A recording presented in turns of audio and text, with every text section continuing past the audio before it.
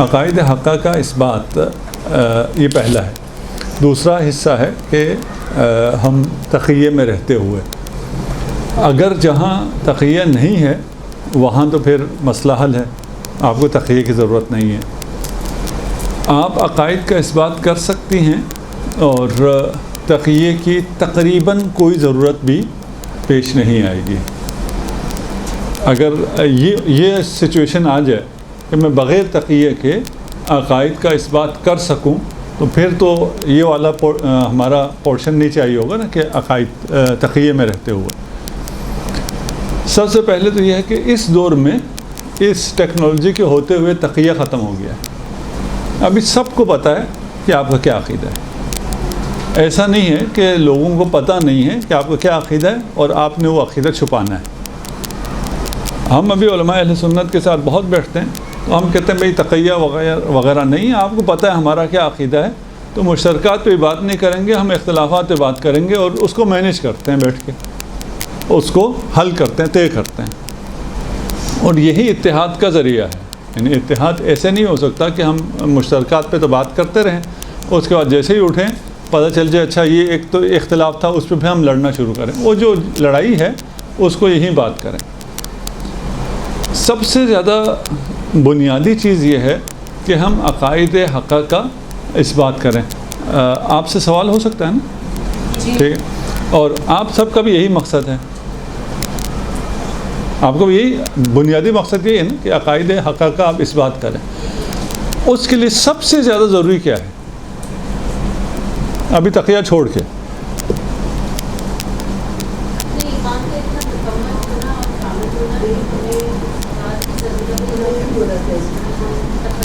ہاں، عقائد ہمارا اتنا مضبوط ہو جائے کہ ہمیں ابھی ہم تقیہ بھول جائیے.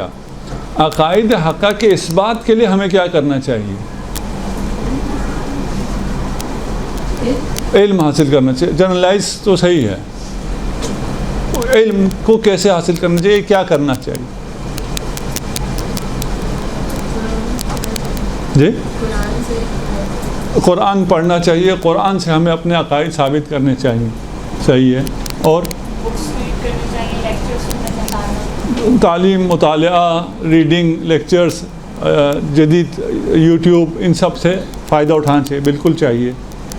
اور اہل بیت کی سیرت اور کردار کو سمجھنا چاہیے. عالم تو آپ خود ہو گئے نا.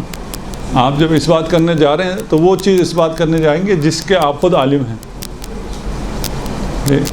شعور و معرفت کے ساتھ ہر کام کرنا چاہیے. ٹھیک ہو گیا. ہر کام اس میں آپ کی اپنی عبادت بھی ہے، آپ کا خانہ داری بھی ہے، ان سب شعور و معرفت سے ہونا چاہیے. ابھی ہم بات کر رہے ہیں اثبات حق کے.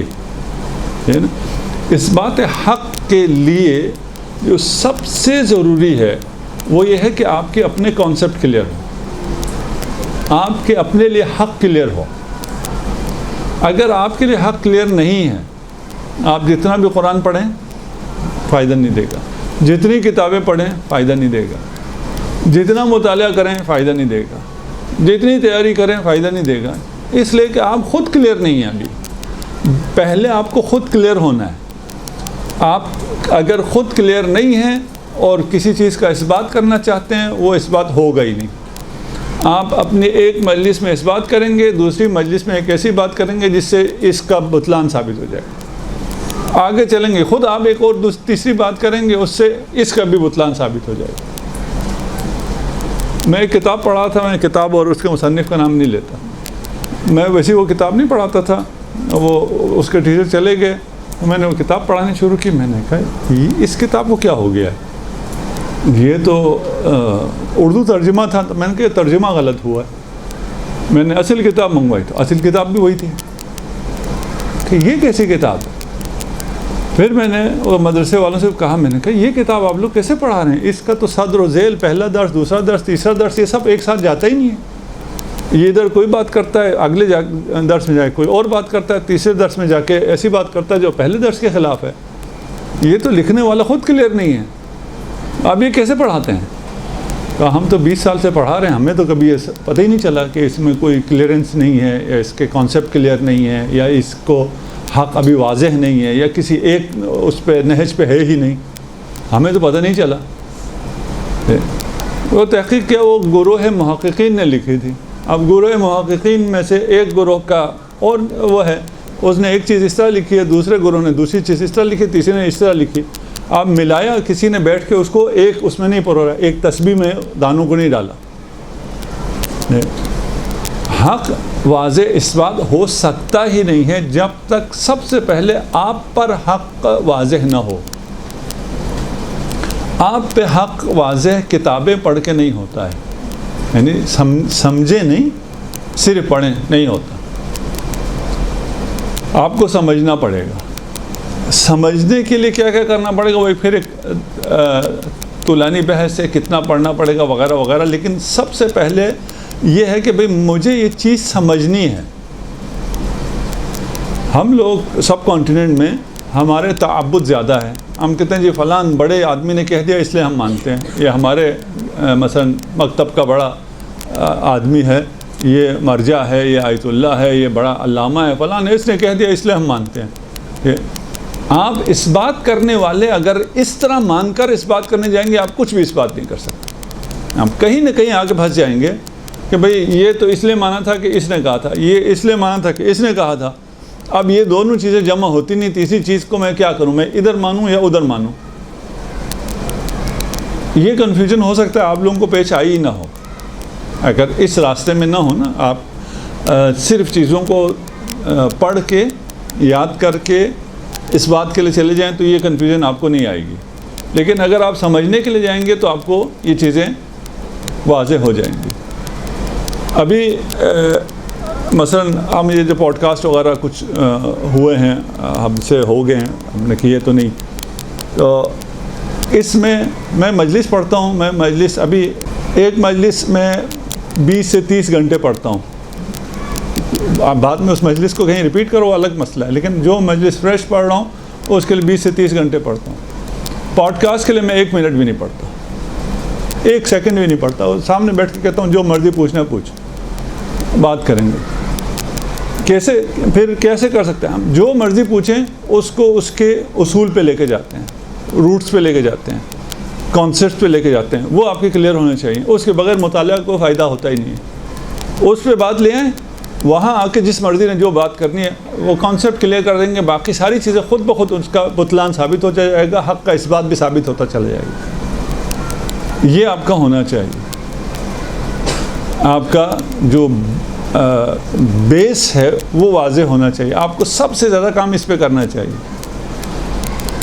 اب اس میں آپ کو مسئلہ پتہ کیا آئے گا؟ مسئلہ یہ آئے گا میں اس چیز کو سمجھ رہا ہوں، ہمارے ایک ساتھی تھے، وہ ایک کتاب پڑھ رہے تھے تو ان کو سمجھ میں نہیں آئی، وہ ہم حرم میں حضرت معصومہ بیٹھے تھے، ان کو کوئی 2-3 گھنٹے لگ گئے ایک چیز مجھے ان کو سمجھانے میں، ان کو ساتھی تھے، کوئی میں استاد کوئی نہیں تھا، ہم درس تھے، ہم موبائل ساتھ، تو ان کو 4 گھنٹے بعد بات بڑی مشکل سے سمجھ میں آئی، تو انہوں نے وہ کتاب اٹھائی اور پٹخ دی۔ یہ کیا تمہیں سمجھ میں آ تو گئی؟ کہتا ہے جس چیز کو سمجھنے کے لیے مجھے تمہاری ضرورت پڑے اور تم سے میں 4 گھنٹے بعد سمجھوں، وہ میں لوگوں کو کیا سمجھا سکتا ہوں؟ نہیں سمجھا سکتا، اس لیے مجھے یہ کتاب چاہیے ہی۔ ایک یہ وہ ہے اپروچ ہے۔ آپ اگر ان چیزوں کو سمجھیں، ان میں سے کچھ بھی جا کے آپ بیان نہیں کر سکتے، ممبر سے کہنے کے لیے کچھ بھی نہیں۔ میں ابھی جب آپ سے کہہ رہا ہوں ایک مجلس کے لیے میں 30 گھنٹے پڑھتا ہوں، 30 گھنٹے کے پیچھے جتنے گھنٹے میرے ہیں وہ اپنی جگہ ہیں، اس 30 گھنٹے میں سے مجھے بولنا کتنا ہوتا ہے؟ 30 منٹ۔ مجھے معلوم ہے کہ میں ابھی آپ کو مثالیں نہ دوں، میں نے اپنے جو میرے ساتھی ہیں، دوست ہیں، ان کو بتانے کے لیے کہ میں ایک چیز کے اوپر پچھلے پتہ نہیں 1 ہفتے سے پڑھ رہا تھا، مجھے پتہ ہے کہ میں اگر اس کو عشرے میں بولوں تو صرف 1 منٹ کے لیے بولوں گا. میں 1 ہفتے سے پڑھ رہا تھا روزانہ کوئی 8-10 گھنٹے. مجھے پتہ ہے میں نے صرف 1 منٹ استعمال کرنا ہے اسے, لیکن صرف 1 منٹ استعمال کرنے کے لیے مجھے 1 ہفتہ پڑھنا ہے. اگر میں یہ دیکھنا شروع کروں نا کہ میں یہ جو اتنا پڑھ رہا ہوں اس کو میں بیان کتنا کروں گا, پھر آپ اس بات حق نہیں کر سکتے. پھر آپ اس بات حق کو چھوڑ دیں. آپ یہ جو ہم تھوڑی تیاری کر کے جو تیار کیا وہ آگے پہنچانا ہے, یہ اس بات حق نہیں ہے, یہ تذکر ہے کہ ایک بات میں نے ادھر سے پڑھی, اس آپ کو ہی پتہ ہے, مجھے بھی پتہ ہے, میں نے آپ کو ایک تذکر دے دیا, اور یہ تذکر بہت اچھا ہے, یعنی یہ ضروری ہے. یہ نہیں کہ یہ اس کی ضرورت نہیں ہے, تذکر کی بہت زیادہ ضرورت ہے. یہ تذکر ہے, یہ اس بات حق نہیں ہے. اس بات حق کے لیے خود آپ کے لیے حق روشن ہونا, آپ کے لیے حق روشن ہونا, اور اس کے سارے کانسیپٹس کلیئر ہونا. ان اجتہادن, ان تقلیدن نہیں, تقلید کے ذریعے نہیں کہ اس نے کہا ہے اس نے کہا ہے, نہیں, میرے اپنے لیے یہ ساری چیزیں واضح ہوں. وہ اگر آپ واضح کریں تو انشاءاللہ آپ بہت آگے جا سکتے ہیں. دوسرے حصے پہ آ جاتے ہیں, کوشچن آنسر بھی کوشچن بھی کریں گے آپ لوگ, ٹھیک. تو اس کے لیے میں روم چھوڑ دیتا ہوں. تقیہ کے لیے, التقیہ دینی و دین و آبائی, تقیہ ہے, تقیہ بہتر بھی ہے. ہمارے پاس ابھی ایک راستہ اور ہے, ہم اسی بات کو اس انداز میں کریں کہ ہمیں تقیہ کرنا نہ پڑے. اسی بات کو آپ ایک انداز میں کریں گے آپ کو تقیہ کرنا پڑتا ہے, اسی بات کو آپ دوسرے انداز میں کریں گے آپ کو تقیہ کرنا نہیں پڑتا. اصل بات پتہ ہے نہیں پتہ, سب کو پتہ ہے. ہمارا عقیدہ یہ ہے یا نہیں ہے یہ سب کو پتہ ہے. یہ پہلے نہیں پتہ ہوتا تھا. جو ائمہ کے دور میں تقیہ تھا اس دور میں لوگوں کو نہیں پتہ ہوتا تھا کہ مکتب امامیہ کا اس پہ رائے کیا ہے. آج سب کو پتہ ہے.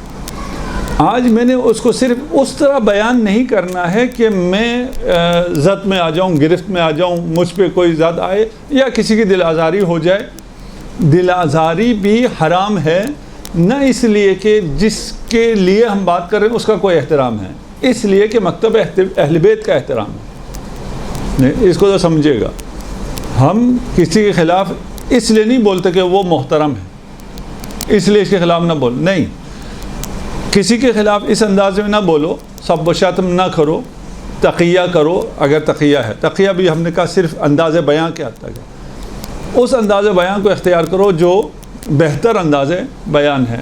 گالم گلوچ, طنز کرنا اور ان پہ نقطے لگانا, فلان کرنا, یہ بالکل غلط ہے. یہ اخلاق اہل بیت کے بھی خلاف ہے. یہ اس لیے کہ اگر آپ یہ کام کریں گے تو وہ اہل بیت کے قریب نہیں آئے گا.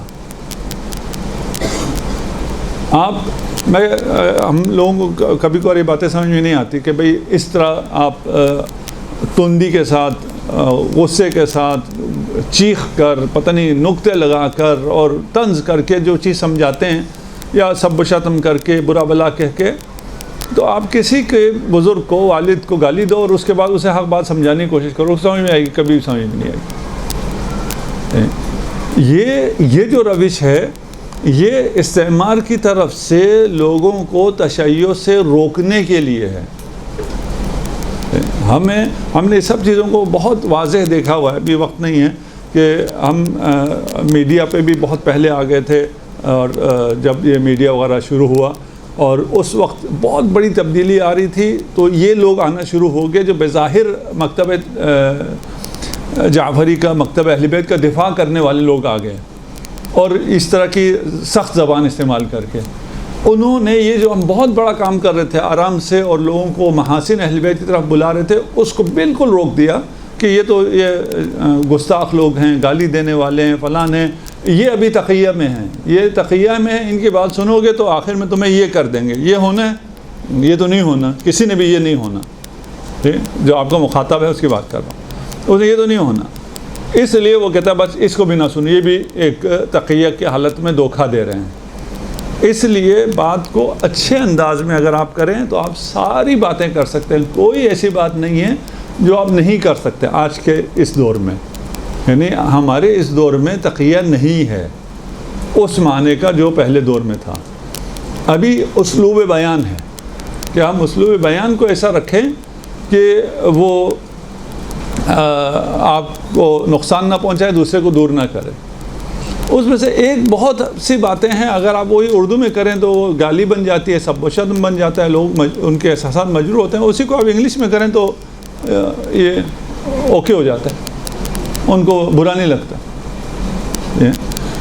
تو یہ آپ کر سکتے ہیں. اور بھی ابھی بہت سی ماڈرن لینگویجز بہت آ گئی ہیں نا.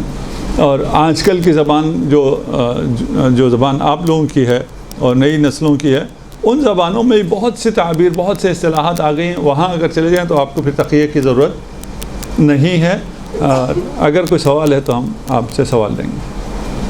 سوری، آخری جو اسٹیٹمنٹ ہے اس کو مزید کلیئر کر دیجیے کہ جیسے اور زبانیں آ گئی ہیں، انگریزی زبان، نہیں سامنے والے کو انگریزی زبان جنریشنس کی لینگویجز، آپ کی جنریشن، آپ کے بعد کی جنریشن، اس کے بعد کی جنریشن، سب بولتے اردو ہوں گے، سب انگلش بولتے ہوں گے، لیکن ان کی اپنی اپنی زبان ہے، ان کے اپنے اپنے اصطلاحات ہیں، ان کی اپنی اپنی ٹرمنالوجی ہے.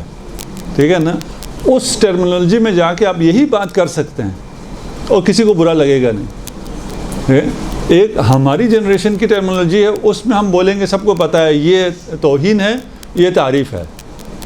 آج کے بچوں کی جو ٹرمنالوجی ہے اس میں یہ چیزیں ڈیفائن نہیں ہوئی کہ یہ تعریف ہے یا یہ توہین ہے یا فلاں ہے، کیا ہے، وہ آپ سب استعمال کر سکتے ہیں. لینگویج سے عقائد مکس نہیں ہو جائیں گے؟ جی، عقائد مکس نہیں ہو جائیں گے؟ عقائد کس سے مکس ہو گیا؟ مطلب اگر میں اتنا نیوٹرل موڈ لیتی ہوں تو نہیں، کس نے کہا نیوٹرل موڈ لیں؟ ہم تو کہہ رہے ہیں آپ حملہ کریں، جو آپ نہیں کر سکتے وہ بھی کریں، فرنٹ فٹ پہ آ کے کھیلیں. ٹھیک ہے نا. میں لینگویج کی بات کر رہا ہوں. لینگویج سے مراد میں اردو، انگلش، پنجابی، سرائکی کی بات نہیں کر رہا. ٹھیک ہے نا. ہر جنریشن میں آپ ابھی جو جنزی ہے اس کی لینگویج اور آپ کی لینگویج بہت فرق ہے. وہ کچھ چیزیں ایسے بولتے ہیں جو ہم لوگوں کو سمجھ میں ہی نہیں آتی، وہ یہ اردو بول رہے ہوتے ہیں، انگلش بول رہے ہوتے ہیں. اس کو اگر آپ لے لیں، مثلا ابھی ہم نے واقع خرطاس کو ایک اس میں بحث کیا ایک مولانا سے، جی، اس میں ہم نے نام نہیں لیا کسی کا، اور ہم نے ان سے کہا کہ جی رسول خدا کی اتھارٹی کو چیلنج کیا. ٹھیک ہے. اس پہ تو کسی کو کوئی دل آزاری نہیں ہو رہی نا کسی کی. ٹھیک، ایک لفظ ہی بدلا ہے نا. ٹھیک، ایک لفظ بدل کے باتیں ساری وہی بیان کر دی، انداز کو تھوڑا سا چینج کر دیا، اور ان سے پہلے پوچھ لیں آپ، جی ہاں جی اتھارٹی کو چیلنج کیا جا سکتا نہیں کیا جا سکتا؟ کوئی بھی نہیں کہے گا نا کیا جا سکتا. رسول خدا زندہ ہیں اور ان کی اتھارٹی کو چیلنج کر دیا جائے. ٹھیک، اس پیرائے میں کیونکہ کسی نے پہلے بات کی بھی نہیں ہے، اس لیے اس میں اس نے توہین کی ہے، اس نے فلان کیا، وہ ساری باتیں آتی ہی نہیں.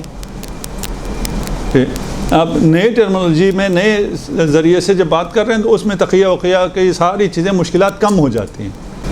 دیکھیے میں نے پہلے کہا نا کہ تقیہ ابھی جو ہم اس بات حق کے لیے تقیہ کی بات کر رہے ہیں نا، اس بات حق کے لیے تقیہ تقریباً ابھی ختم ہو گیا ہے ہی نہیں، ضرورت ہی کوئی نہیں ہے. اس لیے کہ سب کو پتہ ہے. شیعہ عقائد کس کو نہیں پتہ؟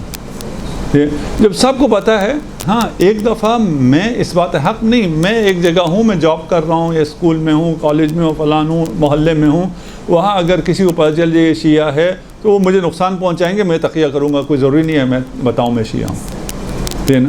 یہ جو تقیہ ہے، تقیہ یہ ہے کہ آپ کو کوئی ایسا نقصان جو کہ قابل برداشت نہ ہو وہ پہنچتا ہو تو آپ کو وہاں حق بیان کرنے کی ضرورت نہیں ہے نا. آپ کو ہر جگہ ہر سچ بولنا واجب نہیں ہوتا کہ آپ ہر جگہ سچ بولیں. تو یہ تقیہ کی ڈیفینیشن ہے. رہ گیا کہ اس بات حق کے لیے ابھی ہم مثلا وہ زمانہ تھا جہاں پر لوگ امامت کی بات کر سکتے ہی نہیں تھے کہ بھائی اسلام میں امامت کا کانسیپٹ ہے، یہ کہنا کافی تھا جان جانے کے لیے. آج وہ نہیں ہے. آج سب کو پتہ ہے مسلمانوں کی ایک بہت بڑی وہ اکثریت شیعہ ہے اور ان کے یہ عقیدے ہیں.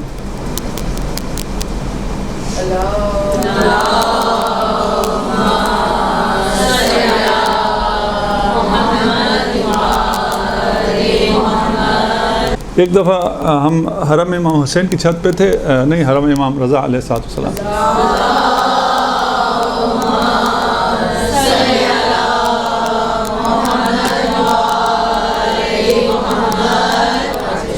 تو ہم اردو میں ہم نے لائیو کیا. اس کے بعد رش تھا, وہ جو فارسی والا وہ کارشناس کہتے ہیں, عالم نہیں پہنچ سکے, تو انہوں نے پوچھا بھئی آپ کر لو گے؟ میں نے کہا کر لوں گا. تو وہ بڑے پریشان تھے کہ اب میرا یہ سوال ہے. میں نے کہا چھوڑو, ٹائم ویسے بھی آ گیا سوال وال کو, تم پروگرام شروع کرو, پوچھ لینا. کہا نہیں پتہ. میں نے کہا میں تمہیں آسان کر دیتا ہوں, تم جو مرضی میں پوچھو, میں جواب وہی دوں گا جو مجھے آتا ہے, ٹھیک ہے نا. اس لیے پریشانی کوئی نہیں ہے. وہ بھی ریلیکس ہو گیا. اس نے کہا یار یہ تو بہت اچھا ہے. نہیں تو آپ کو سوال پوچھنے کی آزادی ہے, میں جواب وہی دوں گا جو مجھے آتا ہے. اگر آپ کے سوال کم ہو تو میں لمبے جواب دوں گا. اگر چھوٹے جواب میں اس لیے دے رہا ہوں تاکہ زیادہ سوال لے لوں. جی مولانا صاحب, میرا ایک سوال ہے, تھوڑا موضوع سے ہٹ کے ہے, لیکن میں بہت عرصے سے اس جواب کی تلاش میں ہوں, مجھے کہیں بھی بس جواب مل نہیں رہا ہے اس کا. جیسے کہ ہمارے بچپن میں دیکھا جاتا تھا کہ جب ہم چھوٹے تھے تو جب اذاخان سجائے جاتے تھے یا علم سجائے جاتے تھے یا تابوت سجائے جاتے تھے, تو سارا کام وہ مردوں کے ذریعے مرد کرتے تھے. کوئی خواتین علم نہیں سجاتی تھی, تابوت نہیں سجاتی تھی, اذاخانے نہیں سجاتی تھی. ان کو صرف زیارت کرنے کا کہا کہ آپ زیارت کر سکتے ہیں. لیکن اب کافی عرصے سے ہم یہ دیکھ رہے ہیں کہ علم بھی عورتیں سجا رہی ہیں, تابوت جو ہوتے ہیں اماموں کے وہ بھی عورتیں سجا رہی ہیں, اذاخانے سجا رہی ہیں عورتیں. تو مجھے یہ جاننا تھا کہ کیا یہ صحیح ہے جو اب ہو رہا ہے, جو پہلے سے ہو رہا وہ صحیح ہے, کہ کیا عورتوں کو یہ ہے کہ اماموں کے یا باصلم دار کا علم سجائیں یا تابوت سجائیں کسی امام کا یا اذاخان سجائیں, تو یہ صحیح ہے کہ نہیں ہے؟ ٹھیک ہے, آپ کے سوال کا یا ادھر جواب ہوگا یا ادھر ہوگا نا, اس میں تسلی بخش ہونا ضروری نہیں ہے, ٹھیک ہے نا. ہر کسی کی نظر ہے. دیکھیے سب سے پہلے تو یہ ہے کہ خواتین صرف اذاخانے کی بات نہیں ہے, باقی تمام چیزوں میں خواتین پہلے والی خواتین سے بہت فرق کر گئی. ٹھیک, تو میں تو ایک اور مذاق کرتا ہوں, میں کہتا ہوں کہ اب جنت جو ہے وہ ماں کے قدموں سے باپ کے قدموں میں آ رہی ہے. پہلے باپ سخت ہوا کرتا تھا, ماں نرم ہوا کرتی تھی, ابھی الٹا ہوا ہے.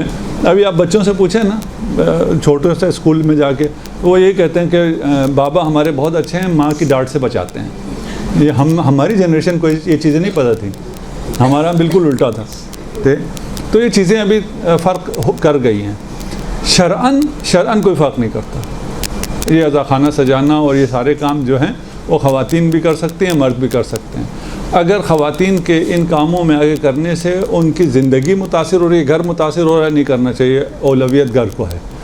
اگر ان کا حجاب کمپرومائز ہو رہا ہے, نہیں کرنا چاہیے. اگر وہ اپنے گھر کو دیکھ کے, اپنے حجاب کو دیکھ کے یہ کر سکتے ہیں تو بالکل کرنا چاہیے, اس میں کوئی ممانعت نہیں ہے. اچھا کیا ہے اس میں, نہ کوئی اچھا ہے نہ کوئی برا ہے, ٹھیک نا. یہ سب چیزیں کیس ٹو کیس فرق کر جاتی ہیں نا. خواتین کو کام کرنا چاہیے, نہیں کرنا چاہیے, خواتین کو کام کرنا چاہیے. اسلام خواتین کے کام کرنے کے مخالف نہیں ہے. خواتین کام کر سکتی ہے اپنے پردے کے ساتھ, حجاب کے ساتھ, عفت کے ساتھ, وہ کام کر سکتی ہے. آپ یہ لوگ جو آپ کر رہے ہیں کام ہے نا, آپ جو اگر ذاکری کرتے ہیں, مجالس پڑھتے ہیں, یہ بھی کام ہے. اور کام حضرت خدیجہ نے بھی کام کیا, جناب سیدہ نے بھی کام کیا, اور حضرت زینب کبریٰ سلام اللہ علیہا نے بھی کام کیا, اور وہ کام کیا جو مرد نہیں کر سکتے تھے. دفاع ولایت کا جب بھی جس بھی مشکل ترین مرحلے پہ وقت آیا ہے جب مرد نہیں کر سکے, تو اس وقت ہمیشہ عورتوں نے آگے آ کے دفاع کیا ہے ولایت کا. تو ہمیں بھی آنا ہے, میدان میں آنا ہے اور کام کرنا ہے. اور رہ گیا کہ یہ کام دونوں کر سکتے ہیں جس کو توفیق مل جائے.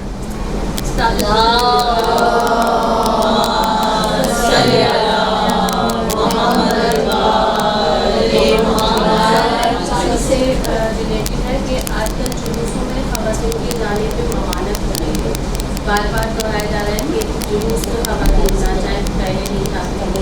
اب آپ نے جو سچویشن بتائی کہ حساب سے مرد اور عورت شانہ بہ شانہ چل رہے ہیں, تو ہماری انفرادی وہاں پہ جو کاؤنٹنگ ہوتی ہے وہ کاؤنٹ ہوتی ہے. تو ہمارا جانا اس وقت, کیونکہ ہم یہ سوچ کر جاتے ہیں کہ ہم اس وقت جہاد کے لیے جا رہے ہیں اور ہماری انفرادی جو کاؤنٹنگ ہے وہ ضروری ہے, تو کیا یہ درست ہے؟ دیکھیے اس میں بھی باتیں الگ الگ ہیں. ابھی عزا میں, جلوس میں جب آپ جاتے ہیں تو وہ جو پہلے جلوس اور عزا کی کیفیت ہوتی تھی اب نہیں ہے. اب آہستہ آہستہ ایک فیسٹیول ٹائپ کی چیز بنتی جا رہی ہے. غلط ہے کہنا, لیکن اس طرف جا رہے ہیں ہم لوگ. پہلے جو شیعہ نہیں تھے وہ جلوس میں نہیں آ سکتے تھے, اس لیے کہ جلوس میں جو آتا تھا سب کو ماتم کرنا ہوتا تھا. ابھی جلوس کا 10% ماتم کر رہا ہوتا ہے, 90% آ جا رہا ہوتا ہے. سٹال ہو رہا ہے, پتہ نہیں کیا ہو رہا ہے, ادھر ہو رہے ہیں ادھر ہو رہے ہیں, یہاں آ رہے ہیں وہاں جا رہے ہیں, کوئی علم لے کے جا رہا ہے, کوئی ذوالجناح لے کے جا رہا ہے. اور یعنی کافی بہت فرق ہے. میں ابھی پچھلے سال کے جلوس میں تھا, اس سال تو مجھے اتنا زیادہ نہیں ہوا, پچھلے سال مجھے تھوڑا بہت زیادہ شاکنگ تھا, کیونکہ میں ایک جگہ بیٹھ کے میں نے پورا جلوس کو گزرتے دیکھا. معمولاً ہم ایک جگہ بیٹھ کے نہیں دیکھتے, ہم جلوس میں شرکت کرتے ہیں, چلے جاتے ہیں, تو ہمیں وہ سارا نظر نہیں آتا. تو وہ جب میں نے دیکھا, اور اس کو آپ اگر 10-15 سال پہلے والے جلوس سے کمپیئر کریں تو بہت بڑا فرق آ گیا, بہت بڑا چینج آ گیا. یہ چینج نہیں آنا چاہیے. ابھی ہمیں اس سے کام نہیں ہے کہ خواتین آتی ہیں نہیں آتی. عزا کو عزا رہنا چاہیے, عزاداری ہونی چاہیے. عزاداری کو کسی اور ایونٹ میں تبدیل نہیں ہونا چاہیے. یہ ایک مرحلہ. دوسرا مرحلہ یہ ہے کہ وہاں ہم عزاداری کے لیے آئے ہوئے ہیں, اور عزاداری زینب کی چادر چھننے کے عزا میں بغیر چادر کی خواتین آئیں, یہ صحیح نہیں ہے, یہ عزاداری نہیں ہے. یا خواتین وہاں آئیں اور جو عزاداری کے منافی چیزیں ہیں وہ انجام دیں, وہ بھی صحیح نہیں ہے. رہ گیا تعداد, یقیناً اس میں ہم لوگوں کا یعنی پاکستان کے مومنین کا, آپ کے کراچی کے مومنین مومنات کا بڑا وہ ہے کردار ہے. ایام اعضاء میں کراچی آئیں تو لگتا ہے یہ پورا کراچی شیعہ ہے. وہ اس لیے لگتا ہے کہ آپ لوگ باہر نکلتے ہیں. ٹھیک ہے, آپ کا باہر نکلنا صرف جلوس نہیں ہے. آپ جو مجالس میں سیاہ پوش ہو کے پورے علاقے میں آ رہے ہوتے ہیں جا رہے, تو یہ سارا جلوس ہے, یہ سب کاؤنٹ ہو رہا ہوتا ہے. تو اگر کوئی اس لیے جلوس میں آتا ہے کہ وہ کاؤنٹ ہو, اور وہ بھی ایک سر گنا جائے کہ اتنے شیعہ ہیں, اتنے عزادار ہیں, تو اس کی بہت فضیلت ہے, وہ ہونا چاہیے. اور اس کے لیے پھر اپنے یہ جو لوگ مخالفت کرتے ہیں وہ اس لیے مخالفت کرتے ہیں کہ یہ عزاداری اپنے عزا ہونے سے ہٹ نہ جائے.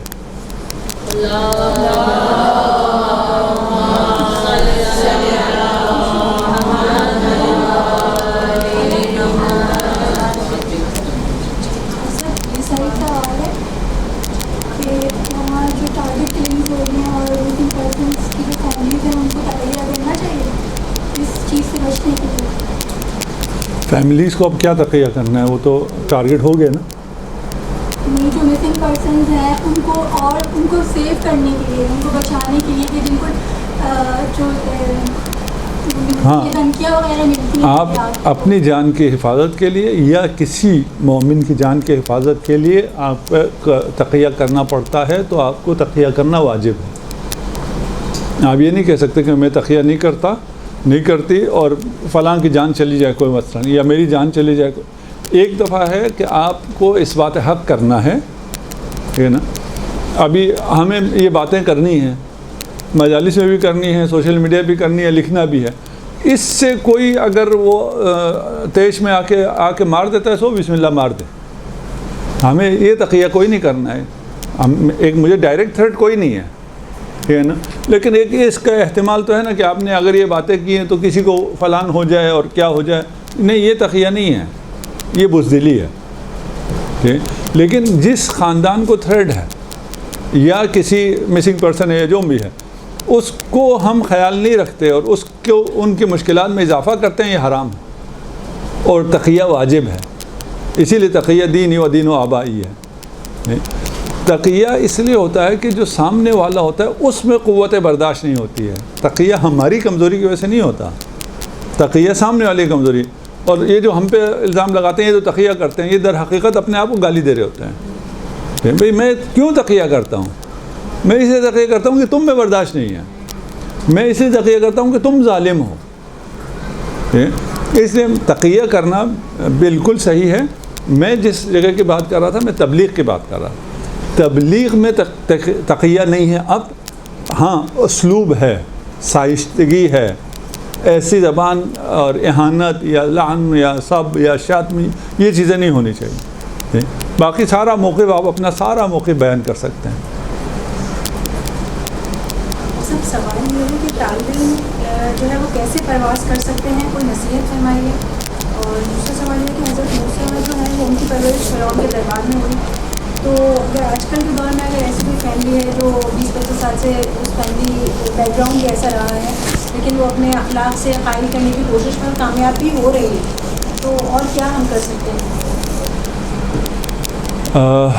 پرواز کے لیے پھر ابھی وقت کم ہے، اس کے لیے رن وے چاہیے اور پھر تھوڑا سا تفصیل چاہیے. ابھی آپ ہمارے آخری 10 منٹ ہے تو ابھی ہم پرواز نہیں کرتے فی الحال، ٹھیک ہے نا. اور ویسے تو یہ ساری جو آپ کلاسز لے رہے ہیں اور اخلاق اہل بیت حاصل کر رہے ہیں یہ سب پرواز کی تیاری ہے. یہ تو رہ گیا کہ مثلا حضرت فرعون کہہ رہا، حضرت موسیٰ فرعون کے گھر میں پیدا ہوئے سے مراد پرورش وہاں ان کی ہوئی اور وہاں پر بھی وہ ٹھیک رہے. اس میں کوئی تعجب نہیں، یہ تو اللہ کا نبی تھا، یہ تو اللہ کا پلان تھا، اللہ کے منصوبے کے تحت وہ آ کے وہاں اس کی پرورش ہوئی ہے. ایک جو اللہ کا نبی ہے پیدا ہونے سے پہلے، نبی یہ تو نہیں ہوتا نا جو اہل سنت کہتے ہیں رسول خدا کو پتہ ہی نہیں تھا 40 سال بعد نبی ہو گئے. نبی تو شروع سے نبی ہوتا ہے. کنت نبیًا والآدم بین ماء والطین، اس وقت سے رسول خدا نبی ہیں. ان کو تو پتہ تھا. ماڈل مومن کون ہے؟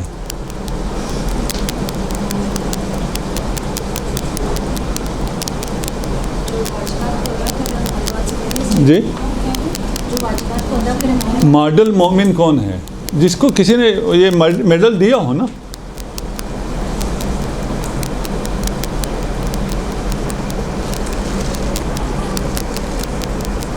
قرآن میں ہے.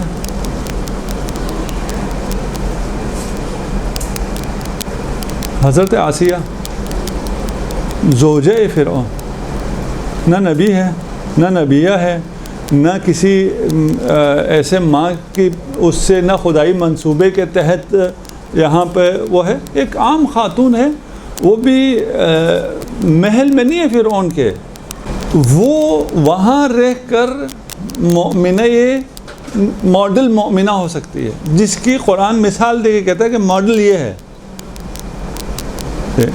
تو یہ چیزیں کچھ نہیں ہوتی کہ میرا اطراف ایسا ہے، میرا خاندان ایسا ہے، میرے اطراف میں لوگ ایسے ہیں، ماحول ایسا، کچھ بھی نہیں ہوتا. آپ کر سکتے ہیں، بلکہ یہ ساری چیزیں آپ جو پرواز کی بات کر رہے ہیں، پرواز کے لیے لانچنگ پیڈس ہیں. یہ ساری چیزیں ہوتی ہیں.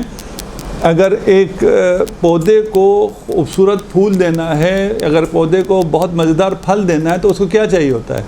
اس کو بدبودار کھاد چاہیے ہوتی ہے. خدا مبدل السیئات بالحسنات ہے. خدا ان گند کو حسنات میں بدل سکتا ہے. آپ کو انہی چیزوں کو لانچنگ پیڈ بنا سکتا ہے آپ کے لیے. تو یہ بالکل بھی نہیں ہے کہ میں کہوں میں اگر کسی ایسے ماحول میں پہنچ جاؤں جہاں پہ سب پاک ہوں، پاکیزہ ہوں، پھر ہوگا. ہم ابھی ایک کویشچن آنسر سیشن تھا، اس میں انہوں نے کہا ہم سے کہ مولانا آپ کو کیا پتہ ہم کس ماحول میں ہیں، آپ تو بہت اچھے ماحول سے آئے ہیں، کیا ہے؟ میں نے کہا میں اس وقت قوم سے گیا، میں نے کہا ہم تو بہت اچھے ماحول سے ہیں، میں آپ کو اس سے بھی اچھے ماحول میں لے جاتا ہوں. مدینہ زمانے رسول، مدینہ کے اندر بھی خود رسول خدا کے گھر میں، وہاں آپ ماحول دیکھ لیں کیسا ہے رسول کے گھر کے اندر. ہاں جس ماحول کے آپ کا خیال ہوتا ہے پتہ نہیں فلان کس اچھے ماحول، کوئی اچھے ماحول میں کوئی بھی نہیں ہوتا. وہ خود یا اچھا ہوتا ہے یا برا ہوتا ہے. وہ خود اگر کوئی امپیکٹ کریٹ کرنا چاہتا ہے کر سکتا ہے جہاں مرضی ہے. اگر برے ماحول میں تو زیادہ اچھا امپیکٹ کریٹ کر سکتا ہے، اگر برے ماحول میں تو زیادہ میٹھا پھل دے سکتا ہے.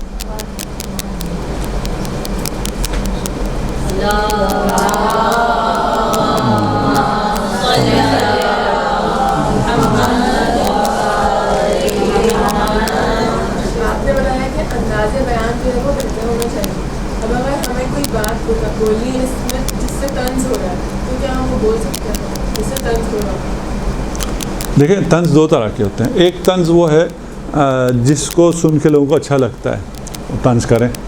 ایک طنز وہ ہے جس سے لوگ آپ سے دور ہو جاتے ہیں. مثلا آپ اپنے غیر کو نہ لیں، اپنے ہیں اس کو کسی کو سمجھانا چاہ رہے ہیں, اس کو سمجھانا آپ طنز ایک مزاحیہ انداز میں کبھی ایک بات سمجھتے ہیں, اس کو اچھا سمجھ میں آ جاتا ہے. ایک دفعہ آپ اس کو ایسا طنز کر رہے ہوتے ہیں کہ وہ اس کے بعد آپ کی کوئی بات سن سکتا ہی نہیں ہے, اتنا آپ سے متنفر ہو جاتا ہے. وہ طنز صحیح نہیں ہے, صحیح نہیں ہے. وہ فرق کرتا ہے. دیکھیے کبھی کبھار گفتگو میں ایسا ہو جاتا ہے کہ آپ کو اگلے کو اس پہ زمین پہ لانے کے لیے یہ بھی کرنا پڑتا ہے, سچویشن فرق کرتی ہے. اس کے علاوہ میں ایک بات بتاؤں آپ کو, آپ خود کون ہیں یہ بہت زیادہ فرق کرتا ہے. آپ میں کتنی شجاعت ہے اگلا آپ کو دیکھ رہا ہوتا ہے. آپ میں اگر شجاعت ہے تو آپ بہت سی باتیں کر سکتے ہیں, اگر نہیں ہے تو آپ نہیں کر سکتے. بات ایک ہی ہوگی, ایک آدمی کرے گا اس کو لوگ ماریں گے, دوسرا کرے گا اس کو کچھ بھی نہیں کہیں گے. وہ اس کی اپنی جو وہ ہے پوزیشن ہے معاشرے میں, سوسائٹی میں اس کی پوزیشن کیا ہے, اس میں شجاعت کتنی ہے, اس میں اعتماد کتنا ہے, اسے اپنی بات پہ یقین کتنا ہے, یہ سب چیزیں کاؤنٹ کر رہی ہوتی ہیں. ان سب چیزوں کو اگر آپ اس بات حق اور اس پہ آ جاتے ہیں تبلیغ پہ اور ڈائلاگ کرنے پہ, تو یہ سب چیزیں ڈپینڈ کر رہی ہوتی ہیں کہ ان میں سب جگہ آپ کس جگہ پہ ہیں, وہاں سے کچھ جگہوں پہ آپ کو روم ملتا ہے کہ آپ یہاں طنز کر دو, اور پھر طنز کرنے کے بعد اس کو نیچے لانے کے بعد آپ پھر اس کو پیار کرو, اور اسے کہو تم ہماری جان ہو, نفس ہو, فلان ہو, پھر گھیر کے لیے ہیں قریب. کے بارے میں تھا کچھ واقعات ہوتے ہیں آپ کو آئیے, اس لیے مثلاً ایک گاڑی جا رہی جس میں سے گاڑی کو روکا کیا, بائیبل کرو اور بس ختم کرو, تو لوگ چھوڑتے گئے. اسے ایک نے نہیں کیا تھا تو اس کو پھر تب کی گولی سے بھون دیا گیا تھا. اس سے آپ اس کو کیا کرنا چاہیے؟ دیکھیے یہ جو واقعات ہیں نا, ان میں سے کسی واقعے کو بھی سیریس نہ لیا کریں. ویسے تو ٹھیک ہے کہ ہم نے ایک واقعہ ہے اس سے ہم نے ایک سبق لے لیا, یہاں تک تو ٹھیک ہے.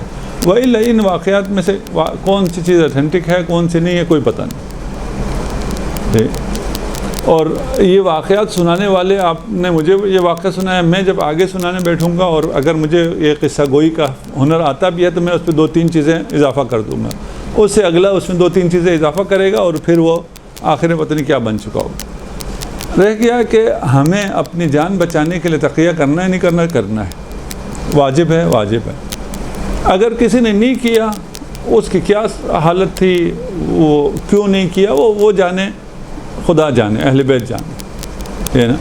اس کے لیے ہم کوئی فیصلہ نہیں کر سکتے کہ اس نے یہ صحیح کیا یا غلط کیا. ہم یہ کہہ سکتے ہیں اگر مجھ پر بات آئے اور مجھے تقیہ کرنا پڑے تو میرے لیے کیا حکم ہے. میرے لیے حکم یہ ہے کہ تقیہ کرو. جب اہل بیت کا حکم میرے لیے ہے کہ تم تقیہ کرو, تو میری کوئی ایسی غیرت نہیں ہے جس میں اہل بیت کا حکم چھوڑ کے اپنی کوئی ذاتی غیرت کے مطابق فیصلہ کروں.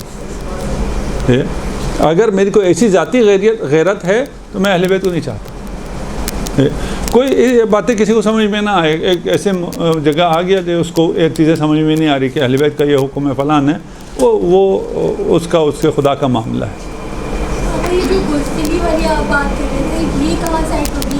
یعنی اگر یہاں پر اس کو اگر کہا جائے وہ تو شجاع ہے, اس نے کہا نہیں میں تو تقیہ نہیں کروں گا, میں تو اہل بیت کی شان بیان کروں گا, تو یہاں پھر بزدلی اکاؤنٹ کی ہوگی؟ نہیں, یہ کوئی شجاعت نہیں ہے. دیکھیے ہم یہی کہہ رہے ہیں, شجاعت یہ نہیں ہے کہ اپنے آپ کو آپ مرنے کے لیے دے دیں, یہ شجاعت نہیں ہے. جہاں تلوار اٹھانا شجاعت ہے, اس سے زیادہ تلوار نہ اٹھانے میں شجاعت ہے نا. امیر المؤمنین نے جو جنگ بدر میں, باقی غزوات میں وہ شجاعت دکھائی ہے, اس سے بڑی شجاعت یہ ہے کہ وہ جس کے ہاتھ میں ذوالفقار ہے اور سامنے وہ بزدل ہیں, سب کو پتہ ہے کیسے بزدل لوگ تھے, ٹھیک ہے, اور انہیں بھی یقین تھا کہ علی اتنا شجاع ہے کہ رسول نے اگر حکم دیا تلوار نہیں اٹھانی تو وہ نہیں اٹھائے گا, اس لیے وہ شیر ہو گئے تھے. انہیں یقین تھا کہ یہ علی کو یہ وصیت ہے اور علی نے تلوار نہیں اٹھانی, اور علی اتنا بڑا ہے, اتنا شجاع ہے کہ وہ رسول کی بات کو رکھے گا, اس کے اوپر جو مرضی ہو جائے. یہ اس سے بڑی شجاعت ہے. یہ شجاعت اور بزدلی نہیں ہے. رہ گیا میں اپنا موقف پیش کرنے میں بزدل ہوں, اگر میں اپنا موقف پیش کرنے میں کوئی مجھ پہ وہ بھی نہیں ہے کہ کوئی قتل کرے گا، کوئی کرے گا، نقصان ہوگا، کچھ بھی نہیں ہوگا، ویسے ہی مجھے ڈر لگتا ہے اپنا موقف پیش کرنے میں جتنا اپنا موقف پیش کرنے میں بزدل ہوں گا، دشمن اتنا زیادہ مجھ پہ حملہ آور ہوگا، میں بچوں گا نہیں. ہمارا کبھی کبھار یہ خیال ہوتا ہے کہ میں بچ جاؤں گا، میں بچوں گا نہیں، مجھ پہ حملہ زیادہ شدید ہو جائے گا. مجھے اپنا موقف بہت دلیرانہ اور قوت کے ساتھ پیش کرنا چاہیے جہاں بھی موقف پیش کرنے کی بات آئے. سر اگر ایسی بات ہے تو پھر مسلم تمار نے بھی تو باہر پر لٹکے ہوئے علی کا ذکر کیا تھا. ہاں بالکل کیا تھا. تو وہ چیز پہ نہیں دیکھیے، اس میں یہ نہیں ہے کہ میسم کے بارے میں پتہ نہیں تھا اس کو کہ یہ کون ہے، ٹھیک ہے نا، اور میسم نے اپنے آپ کو ایکسپوز کر دیا، آئی ڈی کارڈ دکھا دیا. مثلا ابھی آپ اگر کوئٹہ سے آ رہے تھے، آپ کے پاس 2 آئی ڈی کارڈ تھا، ایک پنجاب کا تھا، ایک سندھ کا تھا، ٹھیک، ایسی مثال کے لیے کہہ رہا ہوں نا. تو آپ کو کس نے کہا ہے پنجاب کا آئی ڈی کارڈ دکھاؤ؟ تقیہ کرو، سندھ والا دکھا دو جو یہاں سندھ میں آپ اسکول جا رہے ہیں، کالج جا رہے ہیں، ٹھیک. میسم کے ساتھ یہ نہیں تھا کہ انہوں نے آئی ڈی کارڈ دیکھا ہے میسم کا، سب کو پتا تھا میسم کون ہے، ٹھیک ہے نا. امام میسم تمار جب امام علی بازار تشریف لاتے تھے اور وہ میسم کا جو ٹھیلا جو بھی جس پہ کھجور رکھتے تھے، میسم نہ ہو تو علی خود بیٹھ کے میسم کی جگہ کھجور بیچتے تھے، ہے نا. یہ علی اور میسم کا رشتہ ہے. تو یہ تو نہیں ہے نا کہ میسم چھپا تو نہیں سکتا ہے کہ میں نہیں ہوں، میں کون ہوں، سب کو پتہ ہے میسم کون ہے. آپ جیسے ایک فہر فوز خان ہے یا حدیث خان ہے، تو وہ تو ان کی آئیڈینٹی ہے کہ وہ یہ مولد کی خدمت انجام دی ہے، اور پھر آن دا اسپاٹ جب ان کو خطرہ ہے یا ان کو کہا جا رہا ہے کہ آپ تقیہ ان کو ضرورت پڑ رہی ہے کہ میں اپنی جان بچا لوں، ان کو اگر اہل بیت کو نہیں مانتی تو بچ جائیں گی، مانیں گی تو نہیں بچیں گی، تو وہ ہو ہی نہیں سکتا نا، کیونکہ وہ تو پہلے سے ہی ان کی آئیڈینٹی ہی بن چکی ہے. نہیں دیکھیے، آپ ایک حد پہ تو کہہ سکتے ہیں کو بہت مشہور ہے فلاں ہے، اس کے بعد وہ جتنا بھی کہتا رہے میں نہیں ہوں، ٹھیک ہے نا، وہ تو اگلے کو پتہ ہے. لیکن ایک آدمی جو میری طرح کا ہے، اس کا کو پتہ نہیں ہے کون ہے کون نہیں ہے، اس سے پوچھتے ہیں ہاں بھائی تو کون ہے، میں کہوں گا میری داڑھی لمبی ہے، میں وہ ہوں، ٹھیک ہے نا، میں کر سکتا ہوں نا. میں ایک دفعہ جو یہ ہوا تھا نا، یہ خاکی واقعے بنے تھے اسلام آباد میں، احتجاج کر رہے تھے یہ لبیک والے، تو میں گاڑی پہ جا رہا تھا، اچانک ان کے موپ میں پھنس گیا. وہ یہ ڈنڈے لے کے وہ نکلے ہوئے تھے، ہمیں تو پتہ نہیں تھا، اچانک پھنس گیا. تو داڑھی نے بچا لیا، وہ داڑھی دیکھ دیکھ کے سب نے چھوڑ دیا، راستہ بنا کے دے دیا، یار اس کو جانے دو، یہ ہمارا اپنا ہی کوئی ہے، ٹھیک ہے. تو میں بھی تقیہ کر سکتا ہوں، آپ بھی کر سکتی ہیں. کوئی اس مرحلے پہ آگے کہ تقیہ نہیں ہے، اس کی وہ شناخت ہو چکی ہے، پھر تو کوئی تقیہ نہیں ہے نا، پھر کیا تقیہ ہے.